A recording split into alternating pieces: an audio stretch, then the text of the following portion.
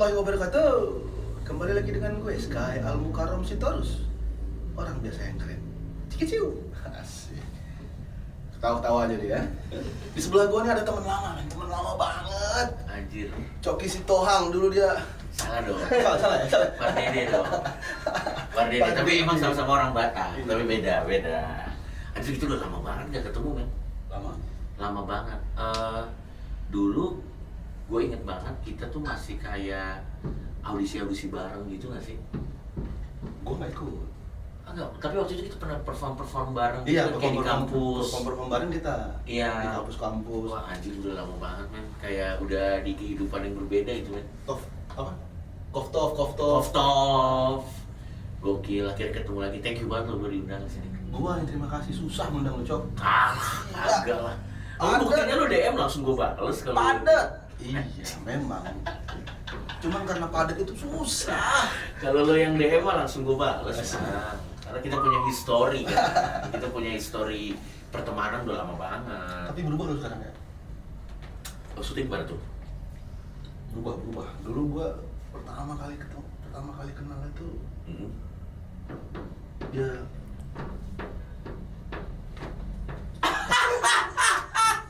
masih ada ya tuh ya? Masih ada. Cuman sekarang kayaknya udah capek aja, udah tua soalnya. Iya. Udah tua, gue 37 kan sekarang. Oh, belum tua. Masa sih? Iya. Gue sih udah kerasa tua ya. Gua 37,5. Gue 37 sih gue udah kerasa tua ya. Enggak lah, 37 masih jauh. Masih jauh ya? Iya. Oh, bagus lah kalau kayak gitu. Thank you. Sekarang orang nggak, yang 70 aja masih ngerasa muda kok. Nah itu dia tuh yang harus kita ingatkan kan. Iya. Harus kita ingatkan kalau bapak itu udah tua, udah 70, Pak. Aduh. Sekarang ngapain aja nih, Cok? Gua sekarang ya masih mencoba untuk tetap relevan lah ke industri ini gitu. Kebetulan sekarang gua saat video ini syuting lagi megang ada 3 program yang lagi jalan, tapi semuanya di YouTube ya. Sama ada live streaming, sama ada juga kayak acara-acara di kantor gue sendiri, Majelis Lucu Indonesia gitu.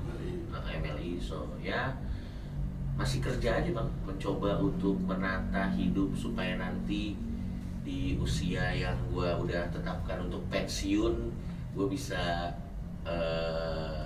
menikmati masa tua dengan nyaman lah. Itu aja sih sekarang gue. Jadi masa tua lu tinggal nikmatin hidup. Iyalah, apa sih yang dicari sekarang kan? Gak ada rencana bisnis apa gitu? Aduh, Prostitusi lagi bagus loh. agak susah bang, kalau misalnya yang diurus kayak Lisa Mariana gitu kan agak susah. Tapi itu Tapi dia teman gue loh, baik loh dia asli. semua orang baik kok. Mau gue sambungin? Siapa tahu nanti lo mau ngobrol kan? Oh boleh. Serius lo ya? Bisa. Serius ya? Aman. Lisa yang itu kan Yang golongan 2, yang ditolong tuh golongan 2 kan ya? Truk tuh.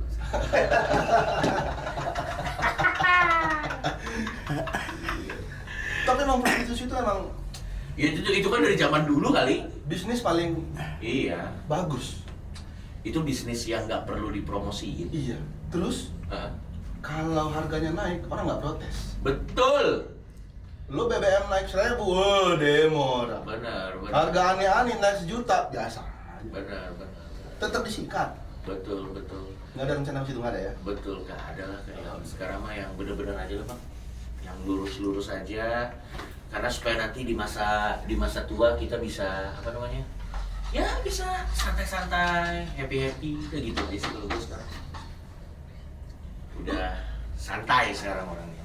MLI, lu punya ide dari mana sih tuh mutan-mutan itu? Maksudnya kepikirannya gimana gitu?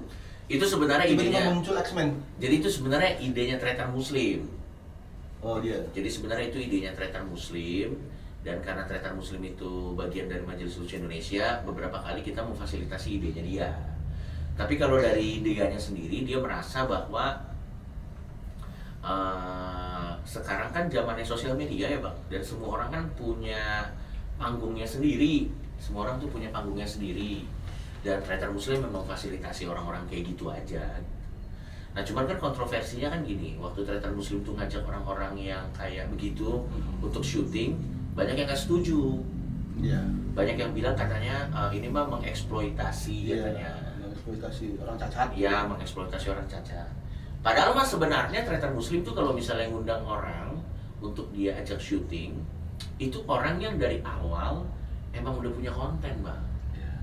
Jadi misalnya dia sebelum ketemu tretan muslim emang udah punya konten sendiri. Baru karena dia udah punya konten sendiri, menurut tretan muslim itu adalah tanda bahwa oke, dia mau bercandain keadaannya.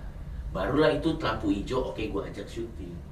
Bukan tretan muslim ke pinggir jalan ada orang buntung, ayo ikut syuting gitu. Enggak, kalau itu mah emang problematik kan. Tapi kalau seandainya dia ajak yang di pinggir jalan ayo ikut syuting dan dia mau, ya itu juga kan sebenarnya konsen kan. Enggak problematik, itu kan atas kesadaran. Betul. Dan sebenarnya gitu-gitu semua yang diajak syuting sama tretan muslim itu dibayarnya profesional. Iya loh. Dibayarnya profesional. Dan biasanya kan yang protes-protes nyumbang aja belum tentu. Iya. Cuma nonton gratis doang. Emang biasanya yang protes-protes juga ya protes doang biasanya ya. Biasanya. Dia protes karena nggak suka aja sih. Betul, tapi melakukan sesuatu juga enggak juga. Jadi tretan muslim tuh bahkan dia tuh punya impian pengen bikin satu rumah singgah yang nanti tuh isinya ya teman-teman seperti itu untuk diberdayakan. Karena tretan muslim merasa bahwa itu kan cuma masalah keadaan aja kan, tapi kesempatan mereka tetap harus punya kesempatan yang sama sebenarnya. Dan ya salah satu cara keadilan atau kesempatan yang sama adalah ya mereka harus dilibatkan juga di industri. Toh pasarnya juga ada. Kenapa orang-orang tuh orang-orang yang nggak suka itu kenapa nggak mikir ke situ ya? Bahwa itu kan sebenarnya ngebuka jalan buat teman-teman yang susah. Betul. Ya dengan kondisi kayak gitu kan susah nyari kerja, atau segala macam. Betul. Makanya gue tuh selalu percaya Bang ya, orang yang punya waktu untuk marah-marah biasanya tidak punya waktu untuk ke job fair. Ya karena maksud gue tuh kalau lu punya tenaga sebegitu banyaknya ya untuk marah, untuk menghujat siapapun di sosial media, berarti kan waktu lu banyak banget ya. Iya kan, maksud gue kan marah tuh kan pakai energi ya. Maksud gue semakin gue kesini kan gue makin sadar tuh marah tuh pakai energi. Marah pakai energi, bahkan pengen menghujat orang pakai jempol aja itu prosesnya kan panjang. Kita harus sebel dulu, dari sebel ke pikiran, dari pikiran kita ramu dulu nih kata-katanya. Gua nggak suka sama ini, tapi bagian mana yang nggak suka? Ditonton dulu lah gitu. Iya, ditonton dulu. Oh ya, di menit ini nih gua nggak suka nih. Oh menit ini. Mending Anda ngelamar kerja deh kalau saran saya. Iya, mending job fair. Mending lakukan sesuatu karena energi yang sebegitu besarnya kalau dipakai untuk hal-hal yang produktif pasti dia jadi bagus. Atau pasti dia kalau ke Pertamina tidak beli Pertalite. Iya. Minimal Pertamax kalau dioplos. Katanya kan dioplos kemarin kan. Iya, dioplosnya pakai ini OT katanya. Hah? Salah dong. Maksud pakai orang tua. Yang ngoplos apa anak muda apa kayaknya orang tua. Yang ngoplos ya kayaknya orang tua. Tapi yang aneh ini loh Bang, apa namanya? Lo tau gak? Ini pendapat pribadi gue ya. Iya. Boleh setuju, boleh nggak Boleh. setuju. Jadi kayak kemarin kan Pertamax kan dioplos. Orang pada marah tuh di sosial media. Bener ya? Wah parah nih, Pertamax dioplos apa? Banyak yang marah di sosial media. Tapi gue kan sempat ngisi di Pertamina. Setiap gue ke Pertamina, itu antrian Pertamax sepi anjir. Yang marah-marah ini siapa? Yang pakai Pertalite. Nah itu dia. Pas gue liat profile picture-nya, ini mah muka-muka Pertalite. Kayak lampu-lampu kuning, yang tembok-tembok retak. Iya. Gak maksud gue kayak, iya tapi bisa jadi gue salah. Bisa jadi gue salah. Bisa jadi gue salah. Bisa jadi gue benar. Bisa jadi gue benar. Tapi sekarang orang sering banget marah di sosial media, bingung gue. Iya kayak ya tapi nggak apa-apa sih. Gue kan bingungnya gue nggak harus menghentikan apa yang pengen lo lakukan. Terserah lo mau ngelakuin apa juga bebas. Cuman ya gue bingung aja. Secara psikologis emang orang yang rata-rata menengah ke bawah sama menengah ke atas tingkatan emosinya emang beda. Cara kontrol emosinya emang beda. Orang kaya kalau main catur skak. Iya. Santai. Iya. Orang susah main catur, Iya. kopi pakai gelas plastik, skak. Gitu dia. Tapi gue tuh paling sebel gara-gara lo ngomong soal catur ya. Gue tuh paling sebel di sosial media orang yang kebanyakan komentar padahal gini. Semua orang berhak buat berkomentar. Kita gitu dulu Bang ya. Iya. Semua orang berhak buat komentar karena kebebasan berpendapat itu dijamin. Bebas lo mau komentar apa aja bebas, tapi ada konsekuensinya kan. Tapi sebenarnya pada dasarnya semua orang bebas berkomentar. Nah, berdasarkan prinsip ini berarti kita juga bebas dong mengomentari komentar dia. Bebas kan? Bebas gini. Gue tuh berusaha sekarang kan usia gue udah 37 tahun. Thank you lo dibilang masih muda, tapi gue ngerasa udah tua. Gue tuh di usia 37 tahun tuh gue selalu ngerasa pengen jadi orang yang nggak mau kayak jadi om-om yang nyebelin gitu loh. Lo tau gak sih om-om yang nyebelin yang kayak misalnya zaman saya mah dulu lah gitu. Yeah. Gue pokoknya gue nggak mau marah-marah, gue nggak mau stres. Karena gini Bang, yang paling nyebelin karena tadi lu bilang catur adalah kalau main catur misalnya skak gitu kan yang lu bilang tadi, ada lagi yang lebih nyebelin daripada itu. Bapak-bapak yang di belakang yang ngeliatin orang main catur tapi komentar doang. Misalnya kayak itu, kalau saya mah begitu. Anjing lu main anjing kalau saya mah gitu. Kalau saya mah gitu. Memang gitu. sudut pandang penonton tuh emang lebih jago daripada pemain. Itu dia. Iya, kadang-kadang kita kalau nonton bola aja kan ngerasa lebih jago daripada Ronaldo. Benar. Padahal Walaupun sebenarnya boleh-boleh aja loh, orang komentar mah boleh-boleh aja kan, nggak apa-apa. Cuman kadang harus terukur lah gitu. Makanya bercandaannya teman-teman gue ya, ada teman gue gitu, bercandaannya bagus banget. Dia selalu bercanda gini. Kenapa setiap kumpul-kumpul keluarga di rumah, orang yang paling ngerti caranya ngeberesin negara, itu pasti yang paling gak bisa nyelesain masalah keluarganya sendiri. Bener gak? Jadi kumpul keluarga deh, datang nih om kita, pak ade kita, amang buru kita, siapapun apapun suku lo lah datang nih. Terus dia ngomong, negara ini dalam hati kan anak lo aja gak kuliah. Selesain dulu rumah tangga lo anjing, baru lo ngomong mengenai kayak gini gitu. Pasti orang-orang yang paling berantakan keluarganya yang paling merasa dunia ini harus siram aja. Maksudnya biar seger ya. Tapi emang tadi gua balik lagi ke ini lu bilang kebebasan berpendapat emang Yeah. dijamin ya? Dijamin asal tidak menyerang rezim. Makanya gua pikir kayaknya kebebasan berpendapat kita dijamin masuk penjara. Ya, memang dijamin. Nah, tapi sebenarnya gini Bang, kan banyak orang yang bilang katanya, ini gue punya pendapat juga nih, menarik nih. Banyak orang yang bilang katanya, harusnya setiap orang bebas dong berpendapat apapun. Gue sepakat. Tapi sebenarnya kalau dari kacamata konten kreator atau dari kacamata orang yang bikin karya, itu kebebasan berpendapat yang sebebas-bebasnya itu memang ideal. Tapi kalau dari kacamata si pembuat karya, itu sebenarnya ngebikin karyanya stuck. Tahu gak kenapa? Karena tidak ada aturan. Jadi apa yang karya yang langsung dia bikin itu tidak melalui proses crafting. Contoh nih Bang, misalnya ini gue kasih contoh konkret aja. Misalnya nggak boleh ngebahas hal-hal porno misalnya. Aturannya seperti itu, cetak, tidak boleh ngebahas hal porno. Aturan ini sebenarnya bisa jadi benchmark buat si pembuat karya untuk ngetes seberapa jago dia untuk ngebahas hal-hal porno, tapi bisa lolos walaupun ada aturan ini. Jadi craftingnya dia kan main Bang. Iya. Misalnya contoh, berarti kalau misalnya nggak boleh bahas hal porno, gue nggak boleh menyebutkan kata-kata vulgar. Misalnya kayak alat kelamin pria, alat kelamin wanita, atau apapun. Oke, berarti ini off limit.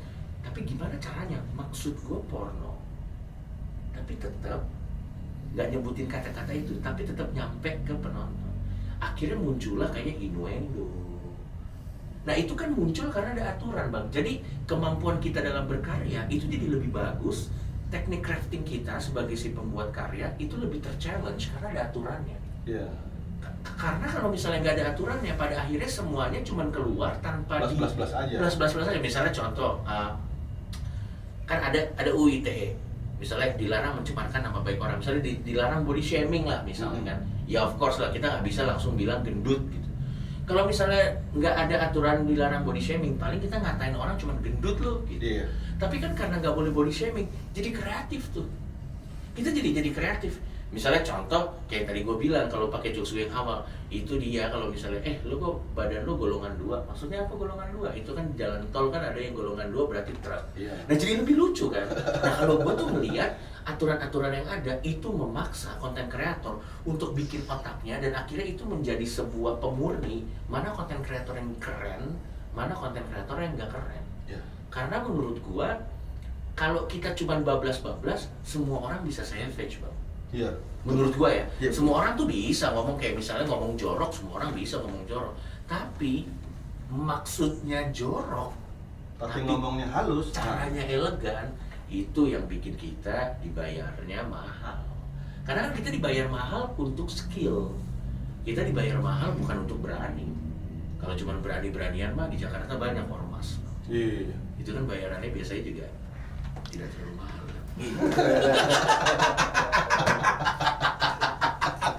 Yang penting ikut konvoy nasi bungkus. Yang penting itu ya anjing lucu banget ya.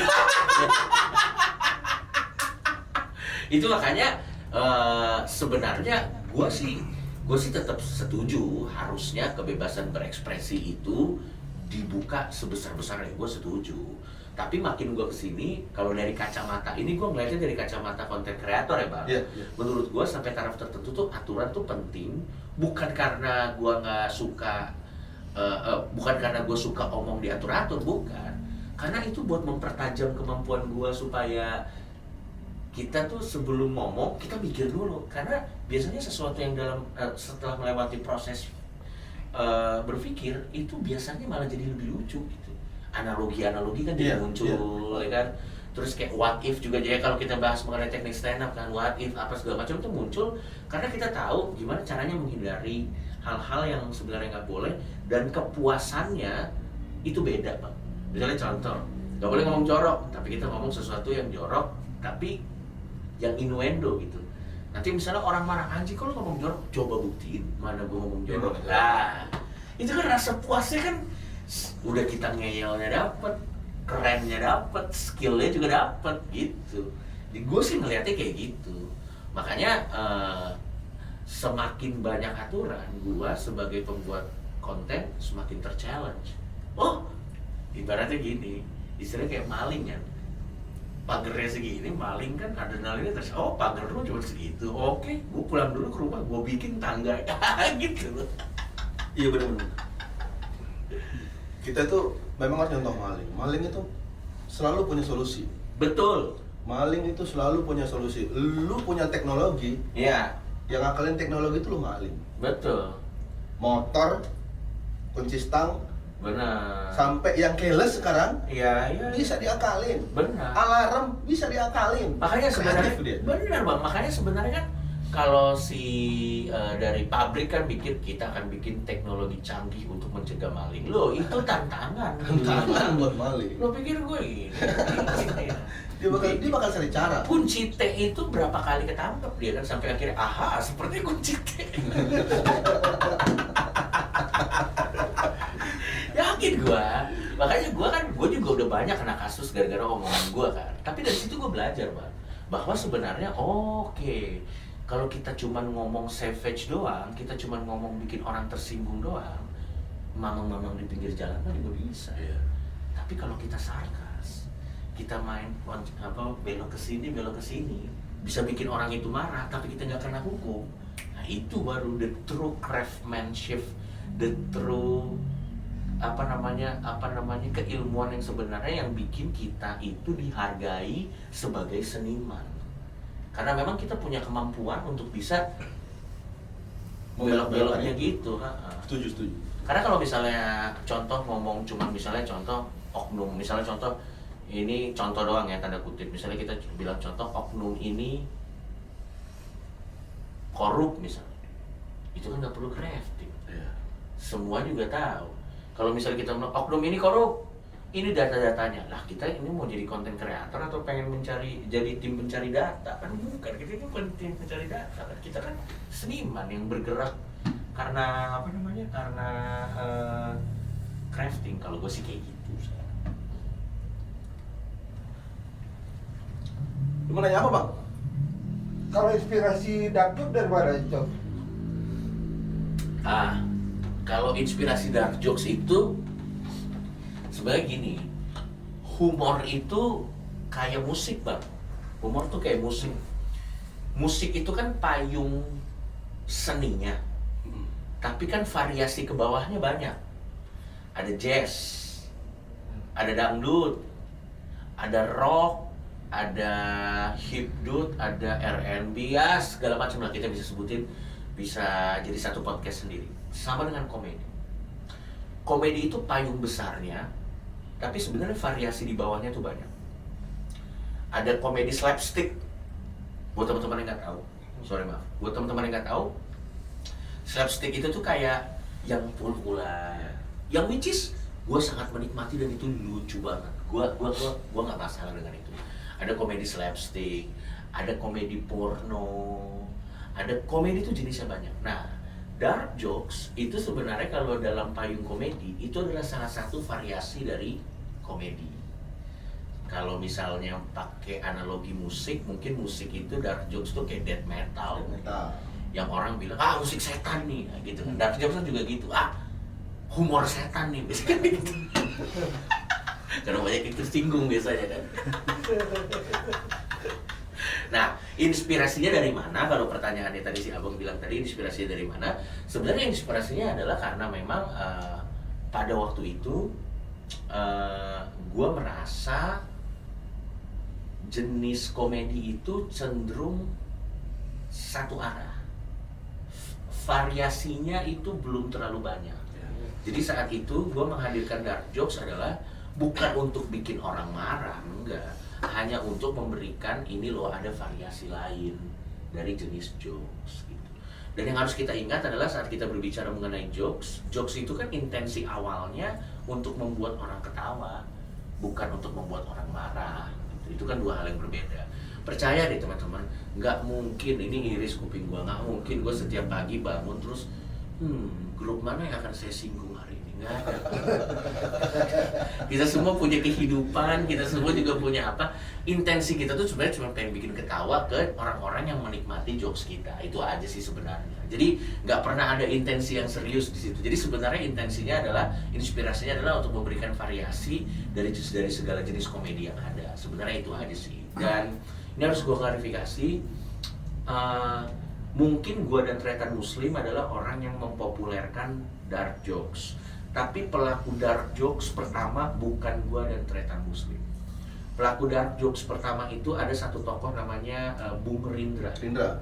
Itu dia pelaku dark jokes pertama. Dia orang gila itu. Dia orang gila. Dan mungkin gue yang mempopulerkan, tapi dia pelaku pertama. Bahkan waktu itu gue dan Tretan Muslim itu dapat kesempatan jadi openernya dia di special show-nya dia yang Limit Break kalau gue nggak salah. Jadi gue tetap harus kasih tribute ke yang benar-benar salah satu yang pertama. Kalau gue cuma yang mempopulerkan, karena ada miskonsepsi yang bilang katanya gara-gara Coki Muslim nih dark jokes. Enggak, dark jokes itu memang dari dulu udah ada. Kalau di stand up yang pertama ngelakuin itu ya itu si Rindra. Berarti lo dulu sebelumnya enggak ya? Sebelumnya sebenarnya awal-awal tuh enggak dark jokes. Enggak. Karena pada waktu itu kan yang namanya berkarya kan pasti kan berproses emang ya. Berarti bright jokes tuh. absurd jokes dulu. Oh ya, dulu absurd lo. Dulu absurd. Benar-benar gue ingat dulu Iya. absurd. Apa sih orang ketawa kita? Karena dulu tuh absurd karena waktu itu memang lingkungannya lagi ngepop absurd. Sampai akhirnya karena gue ngelakuin skena ini terus akhirnya gue dapat warna gue sendiri, kayaknya gue lebih cocok ke dark jokes. Mungkin analoginya sama kayak misalnya kita baru pertama kali ngeband, band yang pertama yang paling sering kita dengar misalnya Noah, mungkin awal-awal kita ngeband pasti mirip Noah. Bisa. Iya. Bisa. Sampai nanti lama-lama begitu kita sudah jam terbang udah makin panjang, nanti kita nemu suara kita sendiri gitu, kita nemu variasi warna kita sendiri. Tapi kan pada saat itu gue dibesarkan di lingkungan dimana absurd itu menjadi kitab pedoman pertama di komunitas gue waktu itu, sehingga gue belajarnya memang berangkatnya dari absurd. Iya betul. Sehingga tapi waktu lama-lama gue makin ngerti, oh kita punya kemampuan untuk berubah, ya udah gue berubah. Vico Fariza kan juga teman kita juga kan, dia awalnya kan lebih absurd lagi, main sama robot, pasti ada kok YouTube itu yang gitu kan. Tapi lama-lama kan dia berkembang beda. Tapi sekarang absurd juga dia. Tapi enggak lah, sekarang terakhir gue liat stand up-nya sih kagak absurd ya. Hidupnya.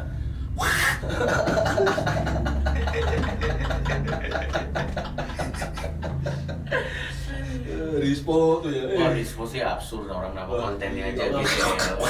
Apa sih itu orang? Kok Bener bang. kocak lu. Lu buat tarik ke belakang dikit abis. Boleh bang? Gue liat dari pandangan orang nih ya. Ya. Abis lu direhab tuh, Hmm.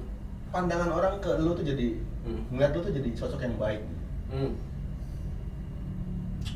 Ya make sense. Orang dulu gue narkoba. Karena gini bang, jadi gini, kayaknya gue harus ceritain dulu nih agak detail. Jadi sebenarnya zaman dulu, gini, gue pertama kali coba narkoba tuh sebagai kuliah. Cuman sebagaimana layaknya anak kuliah pada umumnya dari zaman dulu sampai zaman sekarang, namanya nyoba kan ya pasti terhalang dengan resources kan. Iya. Ya kita tahu aja, misalnya ada narkoba A, ada narkoba B, kita tahu. Kalau lagi ada duit kita pakai. Tapi pada saat itu kita tidak pakai bukan karena kita punya integritas, karena tidak punya duit. Ya kan? Makanya kita tidak pakai kan. Terbatas. Jadi pada saat itu gue tahu ada ini, gue tahu ada ini, gue tahu ada ini. Cuman pada saat itu kan kita harus hidup, ada prioritas lain kan. Kayak misalnya bayar kosan, nanggung ini, nanggung itu. Jadi gue nggak terlalu fokus ke sana. Cuman seraya waktu berjalan, karir makin bagus pada saat itu dan ada penghasilan lebih, disitulah kita benar-benar diuji siapa diri kita yang sebenarnya. Saat kita udah punya resourcesnya, gue ingat, oh dulu zaman dulu tuh ada yang namanya A gitu. Wah, zaman dulu gue nggak beli A, gue pikir karena gue say no to narkoba, ternyata memang karena miskin. Sekarang gue sudah kaya. Ya gitu, jadi akhirnya gitu. Nah akhirnya yang bikin gua waktu itu jatuh ke dalam hal-hal buruk itu lebih dalam, karena pada saat itu gue sadar gue punya duitnya dan ternyata memang gue suka sama barangnya, pakai dan ternyata kan barang begitu kan kalau misalnya kita pakai kan itu mengubah personality kita bang sebenarnya sampai taraf tertentu, terutama di substance yang gue pakai ya, meth itu kan bahasa Indonesia meth itu kan bikin kita jadi merasa lebih berani, merasa lebih pede gitu. Sehingga kebanyakan kata-kata yang kita keluarkan tuh mungkin tanpa pemikiran yang matang lah gitu. Sehingga pada saat itu memang ya itu menimbulkan banyak masalah secara kontroversi, secara apa. Nah, cuman memang setelah gue cut substance itu, ya gue jadi memberikan ruang buat diri gue untuk lebih mikir, untuk bisa lebih menempatkan diri kalau di sini kita bagaimana, di sini bagaimana gitu. Dan kayaknya pada akhirnya orang jadi ngelihat itu oh beda ya yang dulu dan yang sekarang gitu. Ya karena memang gue udah nge-cut substance itu gitu. Jadi ya dan ditambah lagi memang pada aslinya memang ya gue memang bukan orang yang seperti yang dibayangkan. Yang nggak banyak orang ngerti bang, saat kamera nyala kan kita kan kerja bang. Iya, saat kamera nyala kita kan kerja. Pada saat kita kerja kan ada personality yang kita tunjukin di depan kamera, yang hanya kita tunjukin ya di depan kamera saja dong. Di belakang kan belum tentu. Betul. Siapa tahu lebih parah kan? Betul. Siapa tahu yang di versi kamera udah versi paling bener. Nah kalau gue pada waktu itu konteksnya pada waktu itu ya memang terlepas dari gue juga dalam pengaruh obat-obatan pada waktu itu ya memang itu adalah sebuah persona yang gue bikin untuk jualan gue gitu. Tapi saat kamera mati ya gue menjadi orang normal pada umumnya. Nah, itu yang orang nggak ngerti kayak gitu. Gue sering misalnya lagi jalan kemana, gue ketemu orang, terus komentar orang, Bang Coki hasilnya baik ya. Terus gue tanya, emang lu berharap apa? Yang ada di pikiran lo nih, kalau misalnya gue ketemu lu apa? Ya enggak, gue berharap lo roasting orang. Kalau gue begitu, gue udah ditusuk dari 2 tahun yang lalu di pinggir jalan. Enggak begitu. Lu ketemu orang roasting, ke terminal roasting ngapain? Iya, ngapain? Stasiun roasting. Ngapain? Kan enggak begitu dong. Lagi di restoran lagi makan, ada orang bapak lagi makan, lu roasting. Iya. Ada waktu itu gue ya, Bang, gue izin ya foto. Ya boleh silakan ya. Gue ajak ngobrol kan. Ih, Bang Coki baik ya. Ya memang ini manusia pada umumnya, ini bukan baik, emang ya normalnya orang begini. Dan kebetulan saya lagi tidak kerja gitu. Tentara aja teman-teman, pistolnya dipakai nembak kalau perang. Masa lo lagi makan, halo bang, nembak dong, kan nggak mungkin begitu. Masa dia lagi makan bakso, nembak kan nggak mungkin, kan sesuai konteks kan. Susah doang, nggak usah ngomongin itu lah. Kita ngomongin yang lain aja. Iya betul. Lingkungan lu dulu gimana sih waktu zaman lu bocah gitu? Wah, lingkungan gue sih lingkungan anak kecil pada umumnya ya bang ya. Maksud Iya, gue kayak ini buat ngurusin pandangan orang-orang. Karena mungkin ya itu tadi ya orang melihat kita di depan kamera, ngeliat lu di depan kamera, orang yang kayaknya bahwa hidup lu seumur-umurnya begitu gitu. ya Nah, makanya dia biar orang-orang tahu lingkungan lu seperti apa, apakah emang lingkungan lu begitu gitu. Iya. Nah, jadi bokap dan nyokap gue bisa bilang ya termasuk terpelajar lah, karena nyokap gue itu salah satu suster veteran lah, salah satu suster di rumah sakit di Fatmawati dulu. Bokap gue dokter, dia ngambil S2-nya manajemen rumah sakit bokap gue. Dan gue kebetulan pasiennya di RSKO. Enggak, tapi bener, bokap gue dokter, nyokap gue suster.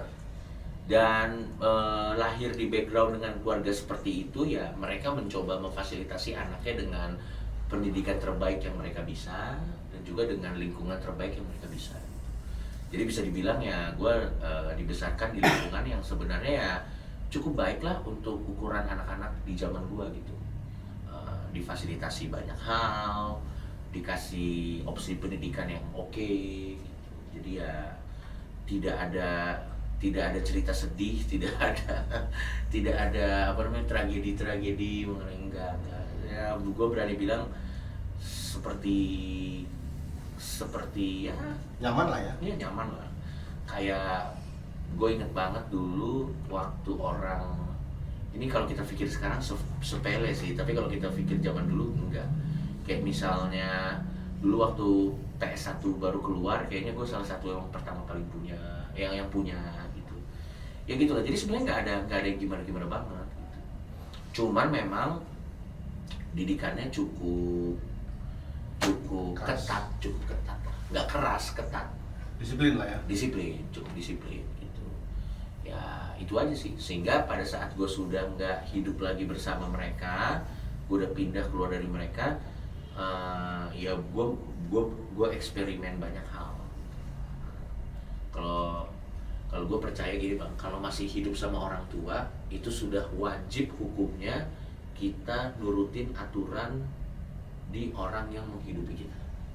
Menurut gue itu udah wajib.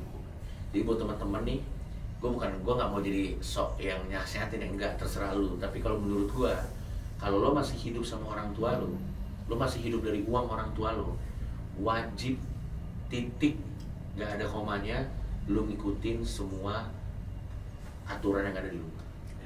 Itu udah wajib. Kecuali berbeda aturannya kalau lo memang udah mencari uang untuk diri lo sendiri, lo masih tetap harus hormat sama orang tua lo, tetap harus hormat. Tapi keputusan-keputusan yang buat pribadi udah urusan lo itu. Karena kan kita udah nyari duit sendiri kan. Iya. Tapi kalau lo masih hidup sama orang tua lo, terus lo kayak ngomong, aku ini adalah geblek aja palanya. Orang tua durhaka gitu. Kalau masih sama orang tua, nurut aja udah. Nah makanya kalau lo nggak suka diatur-atur, belajar yang benar. Biar lo cepat keluar, Cari kerja, udah. Jangan main Lo kira orang marahin orang. Bener, lo kira orang tua lo senang memelihara lo.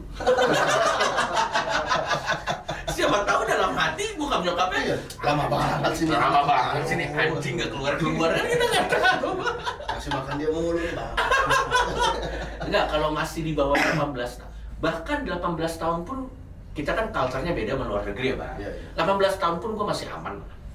Tapi kalau Anda sudah 25 tahun, sudah jenggot dan kumisan kan, terus Anda Anda masih tinggal di rumah orang tua dan main Mobile Legend lagi, siang-siang tidak cari kerja, itu pasti isi hati orang tua Anda kan, kapan si bangsat ini keluar? Itu tuh. Karena orang tuanya kesel sama dia kesel sama orang tuanya, akhirnya marah-marahin orang di sosmed. Betul. Karena nggak nyari kerja. Betul. Banyak waktunya buat itu. Ataupun nggak apa-apa lah, masih tinggal sama orang tua nggak apa-apa. Tapi setidaknya tuh kalau lo udah kerja, beri sumbangsi lah. Iya. Kayak misalnya turut membantu membayar listrik, maybe, I don't know, tergantung, dirumbukin aja sesuai kemampuan masing-masing, ya kan? Jangan tambeng, inilah rumahku, anjing. Anjing bapak ibunya juga, anjing mending gue beli Arab Poodle. Lebih nyuruh Chihuahua nih daripada dia. Iya. Kalau menurut gue batas lo udah harus tahu diri sih 25 sih. Iya. Kalau lu di bawah 25 oke lah, gue masih bisa, mungkin orang lain beda ya. Tapi di bawah 25 menurut gue ya karena mungkin masih kuliah kali. Minimal selesai kuliah lah. Ya betul, sepakat gue. Berapa umurnya selesai kuliah? Iya. Kalau masih kuliah, gue masih ada jalan logikanya, masih jadi tanggungan, masih aman gue. Tapi kalau lo udah selesai kuliah masih di rumah, wah anjing. Buat bapak-bapak usir aja nggak apa-apa.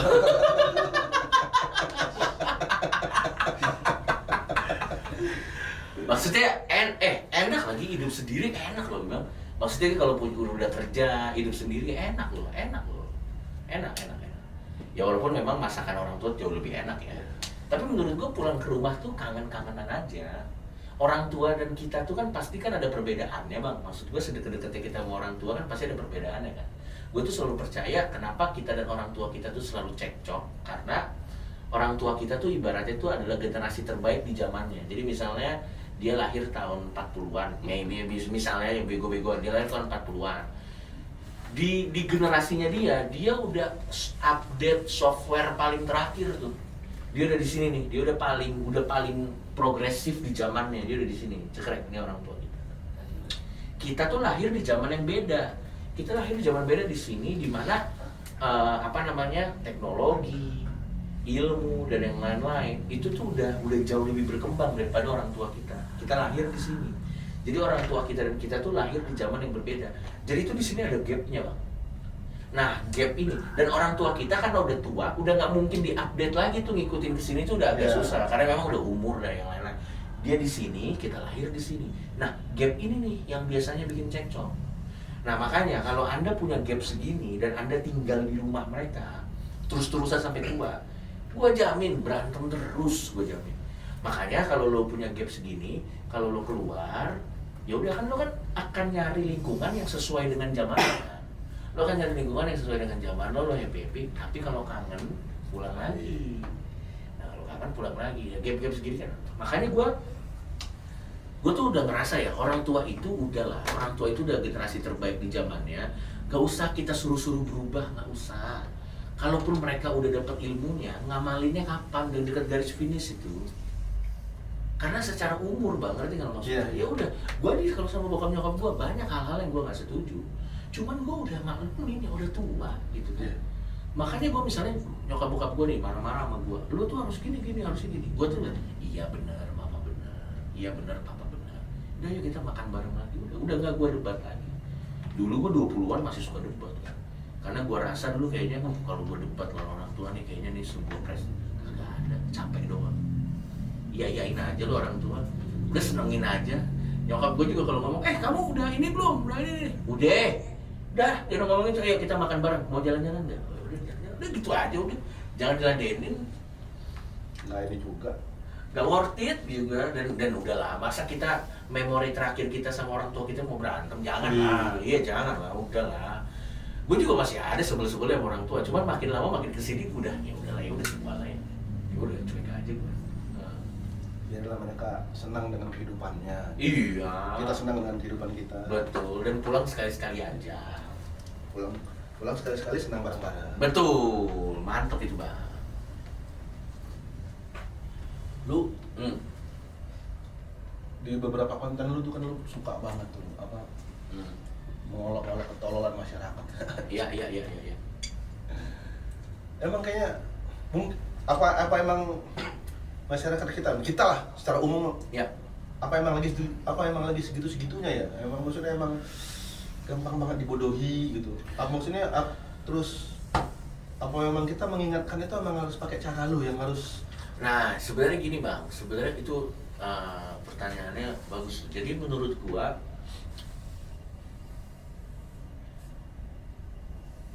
kebetulan aja, menurut gua hal itu lucu. Gitu. Kebetulan aja menurut gua keanehan masyarakat itu lucu. Jadi gua bahas. Karena tujuan gua ingin mencari kelucuan. Bukan menyadarkan orang sebenarnya. Karena kebetulan aja keanehannya lucu, jadi gue bahas. Kalau tiba-tiba ada orang yang tersadarkan, bonus saya itu bonus aja. Karena kan tujuan komedian kan itu untuk bikin ketawa, bukan menyadarkan orang. Itu kan tujuan profesi lain kalau menyadarkan orang. Nah kebetulan aja, kayak contoh misalnya apa sih keanehan masyarakat yang menurut gue lucu apa misalnya? Son horek itu aneh banget. Son horek tuh. Tapi gue juga tentang ini gara-gara lo tanya, gue juga tentang son horek. Itu gue beda-beda loh. Gue sempet sebel. Sekarang jujur ya, gue udah gak sebel lagi sama son horek. Lo tau gak video-video son horek yang dia jalan terus rumah warga hancur? Tahu kan lo ya? Awalnya tuh waktu gue liat anjing nih emang son horek. Anjing ini son horek. Hancur-hancurin rumah warga parah. Sampai akhirnya itu video gue tonton berkali-kali bang. Coba gue mau nanya bang, gue dapet satu pencerahan nih saat gue ngeliat video son horek lewat rumah hancur. Akhirnya gue dapet satu pencerahan. Menurut lo itu kan son horek itu kan biasanya di daerah Jawa kan, di pelosok-pelosok kan. Itu rumahnya hancur sama son horek. Menurut lo, menurut kalian karena soundnya gede atau karena emang dari awal rumahnya udah jelek?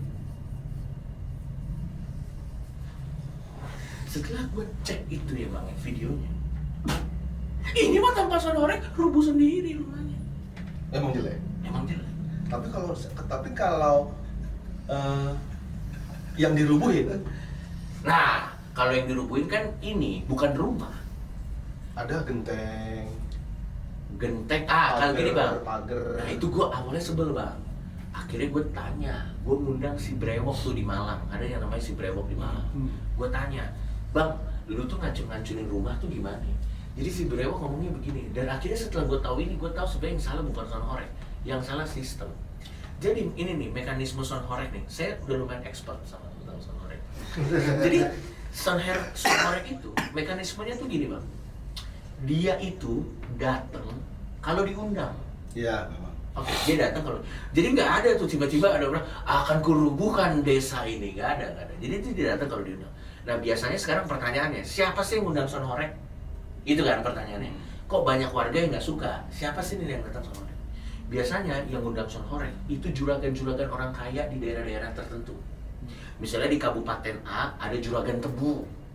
Dia ya ini orang kaya kabupaten. Aku ingin merayakan AP gitu. Dia manggil son horek. Cuman karena son horek itu sistemnya itu yang mengundang keramaian, dia harus ngasih izin. Dia harus ngurus izin. Iya. Ngurus izinnya bagaimana sih kalau di kabupaten-kabupaten? Ngurus izinnya begini bang. Ya ini gue udah tanya sama langsung. Jadi misalnya gue juragan nih, gue juragan tebu. Oke, gue mau ngundang son horek. Tapi kalau ngundang son horek kan harus ngurus izin keramaian. Berarti kan ngurusnya harus ke RT, RW, dan yang ada segala macam mekanismenya, lurah.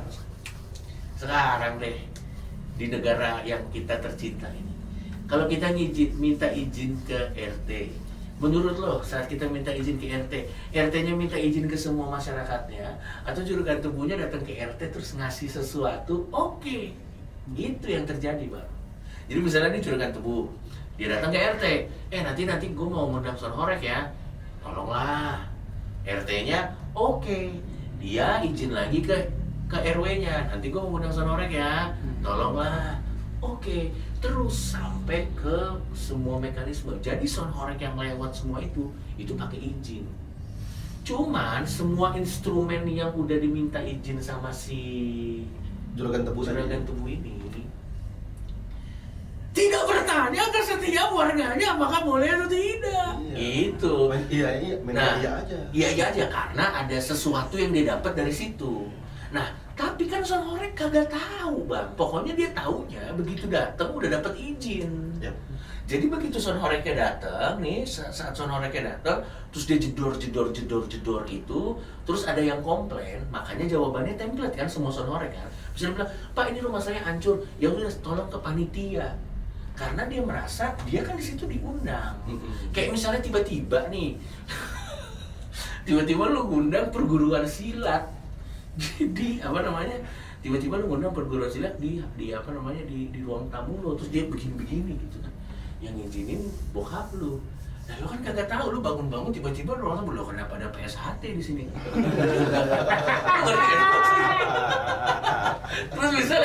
Terus lu ngomong kan kayak misalnya, "Cing, lu ngapain di sini? Gue lagi tidur, lu bukan anak tendangan." Ya, langsung aja ngomong sama bapak, lu orang saya ngundang bapak. Begitu sebenarnya yang salah. Iya. Nah, akhirnya jadi kita kagak tahu ini yang salah siapa sebenarnya kan.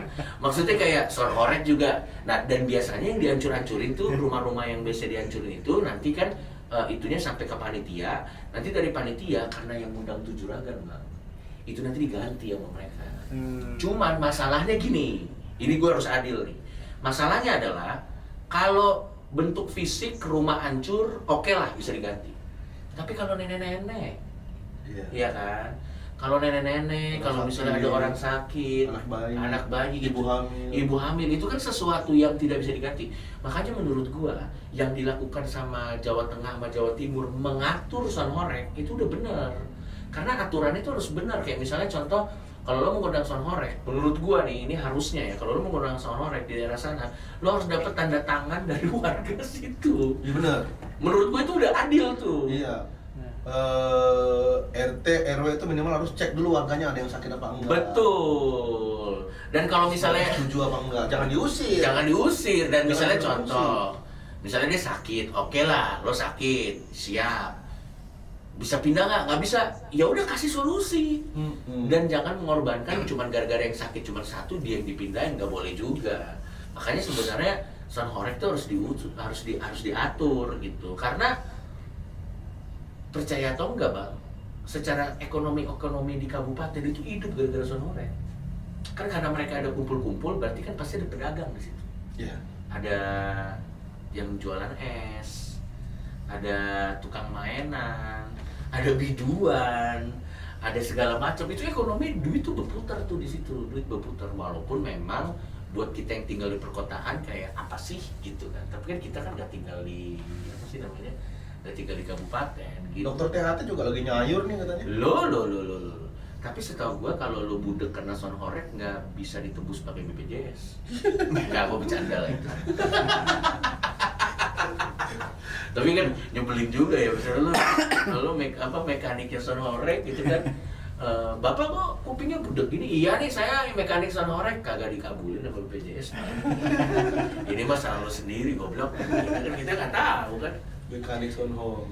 Itu gede banget emang suaranya tuh. Gila. Gede banget, Bang.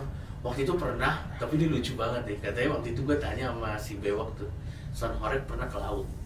Oke, jadi Son Horek itu pernah karena warga keberisikan, itu speakernya ditaruh ke laut. Itu das gitu biar aman. Habis itu nggak lama, Bu Susi, mantan menteri kita, bilang Son Horek itu tidak baik untuk ekosistem laut karena merusak. Oke, dengan suara sekencang itu. Terus gue tanya nih sama si Bewok, bagaimana menurut Mas Bewok tentang pendapat mantan menteri kita yang mengatakan bahwa Son Horek itu merusak ekosistem laut? Sumpah, Bang, itu si Bewok tau ngomong apa? Dia ngomong begini, tapi sejauh ini belum ada ekosistem laut yang melapor kepada kami.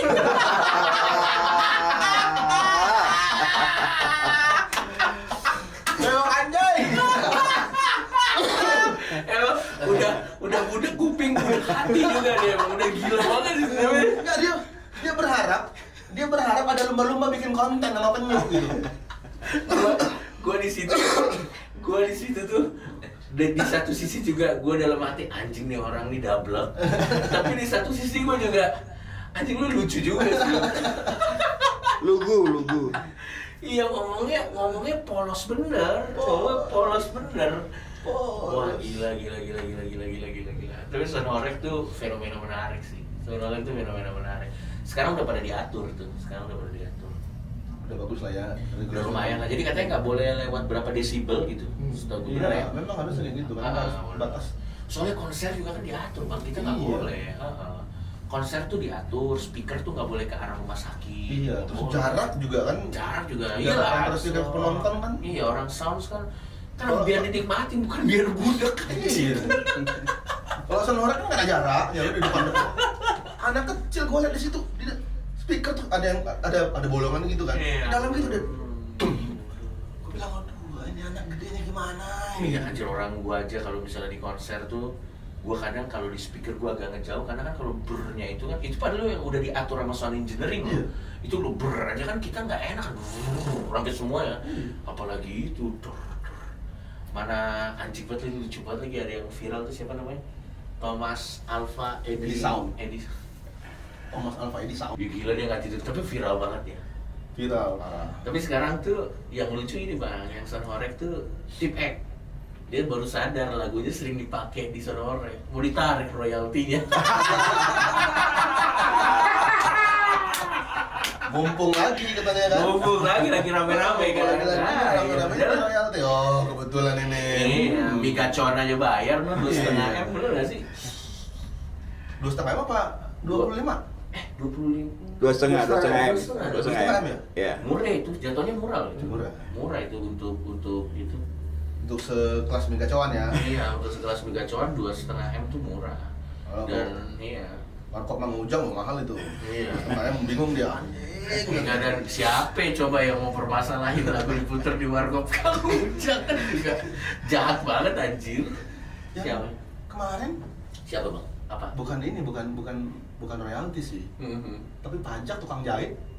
Oh, Pakai iya. 400 juta. Iya. Lu bayangin tukang jahit rumahan. Rumahnya masih ngontrak, tiba-tiba pajak dia 400 juta, dari mana datangnya? Sekarang semua dipajakin gila banget. Pajak. Asal mereka mah asal ada ininya. Iya. Konten kreator juga katanya mau dipajakin. Sama ini rekening. Kalau 3 bulan gak dipakai mau diambil. Tahu nggak lu? Iya. Iya. Lalu kalau dipakai terus takut bunting gimana? Iya. Di rekening 3 bulan mau diambil anjir. Aneh banget. Banyak yang aneh-aneh. Balik. Nanti ini tayang tanggal berapa ya? Besok Jumat. Jumat. Oh Jumat itu ya. Iya. Iya. Sama yang lagi rame ini berarti yang bendera One Piece no. Oh Iya, iya. lagi rame itu bendera One Piece. Itu kalau gua Hmm. melihatnya ada pergerakan. Hmm. Awalnya tidak ada pergerakan, tapi karena rame Iya. kan, oh ini mumpung, jadinya akhirnya ada yang menunggangi. Benar sama gue juga. Lagian pemerintah juga, aduh kebanyakan reaksinya berlebihan. Kemungkinan yang itu kemungkinan mereka juga yang menunggangi. Iya. Lagian juga kalau menurut gue ya, kalau misalnya contoh misalnya kita mau kibarin bendera gini. Ini coba saya kan berapa kali jadi buzzer dan menang terus loh yang saya buzzer. Ini saya tahu nih caranya. Jadi gini. Biasanya kalau misalnya kita tuh reaksi kita tuh menentukan aksi dari reaksi kita. Menurut gua harusnya pemerintah waktu kemarin misalnya ada wacana saya akan mengibarkan bendera One Piece saat 17 Agustus. Yang benar harusnya pemerintah, oh silakan, udah. Gua jamin selesai. Gua jamin Karena nggak ada perlawanan. nggak ada. Dan sekarang gini, kalau misalnya pemerintah bilang, oh ya udah nggak apa-apa silakan. Orang juga males. Dan orang yang ngomong saya kan di antara ibu-ibu apa sih lo so asik gitu pasti yakin gua. Tapi karena reaksinya pemerintah lebay, saya akan mengibarkan bendera One Piece. Oh nggak boleh, itu berarti kelihatan kan? Oh, oke. Oh, ayo kita kibarin gitu. Mainnya kurang jauh. Ayo hire saya lagi lah. Kalau saya juga Pak. Iya, Itu dong. bisa lah. Gampang tuh. Dan ada yang si ini bilang nggak boleh, si ini bilang boleh. Akhirnya Pak Prabowo kan ngomong nggak apa-apa silakan. Yang bilang nggak boleh, boleh.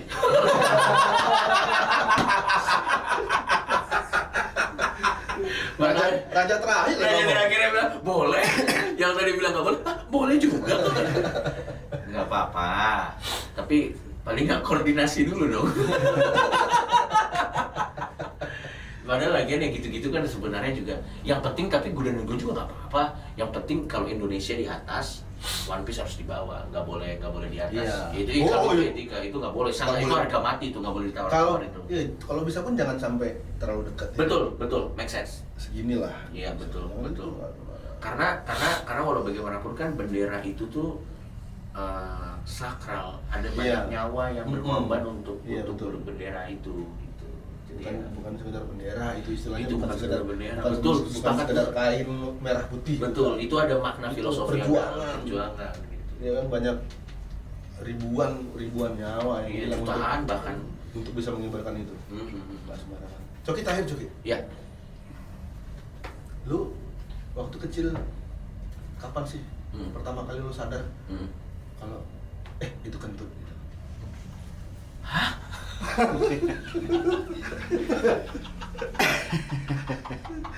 ada di pertanyaan apa Bang? Ini pertanyaan terakhir. Lu kalau waktu masih bayi kan lu pasti nggak tahu kan lu kentut. Umur 2 tahun. Tapi kalau dipikir-pikir yang anjing dari pertanyaan lo ya, yang anjing dari pertanyaan lo ya. Kentut gitu tuh. Umur berapa itu? Yang anjing dari pertanyaan lo ya. Kalau dipikir-pikir iya benar juga ya.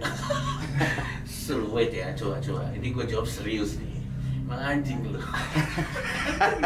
Kamu harus sadar itu kentut. Kayaknya waktu gua SD deh. Jadi gini, awalnya kan gue prot gitu ya udah kan, kita kan nggak sadar. Tapi saat orang lain melakukan hal yang sama, prot. Oh enggak. Jadi waktu itu kalau di rumah kan prot ya udah. Tapi waktu gue waktu itu ke sekolah kelas 1 SD gue prot gitu, ih kentut. Oh kentut.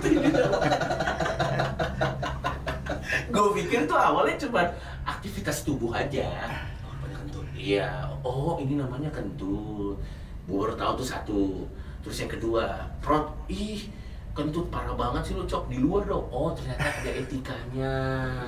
Ternyata kentut itu nggak boleh kita di sembarang. Misalnya kita mau buang angin, misalnya lagi rame, saya izin dulu dong keluar, kita kentut di luar gitu. Terus ada etika katanya kalau kentut itu kita nggak boleh nggak boleh Siul. emang nggak boleh siul, apalagi tuh gue baru tahu. Nggak boleh bunyi. Nggak boleh Oh ya nggak boleh siul. bunyi. Anjing susah banget kentut nggak boleh bunyi. Nggak, tapi yang paling anjing susah banget. Tapi yang paling anjing lo bisa lihat itu kesetaraan manusia dari orang kentut di lift. Tahu ada? Misalnya lo di lift nih, set, ada 10 orang, terus berat, bau kan? Lo tinggal lihat, pasti mereka akan nengok ke yang paling jelek. Pasti tuh Bang, pasti. Padahal kan kentut semua orang kentut kan. Semua orang kentut kan. Mau lo ganteng, mau lo cantik, lo kentut bau. Tapi kalau di lift berat, orang pasti ngelihatnya otomatis secara insting kita akan ngelihat kayak, loh apa nih kagak bukan gua anjing. Tapi emang jelek itu emang udah butuhkan hidup ya, maksudnya. Emang bener. Apapun masalahnya pasti yang dituduh orang jelek dulu. Betul. Bahkan mereka mau cari kerja aja susah Bang, ada tulisannya kan berpenampilan menarik apa sih. Ya orang jelek mah. Makanya orang jelek minimal kaya lah. Lu kalau udah jelek miskin, mohon maaf, itu juga dukun lepas tangan, nggak bisa itu. Misalnya saya mau melet, dok, gue penasaran ada nggak ya dokter kecantikan gitu operasi plastik, ada orang jelek banget, Pak saya mau operasi plastik, wah gue nggak bisa nih. Gue penasaran ada kayak orang kayak gitu. Makan kedukunnya kedukun.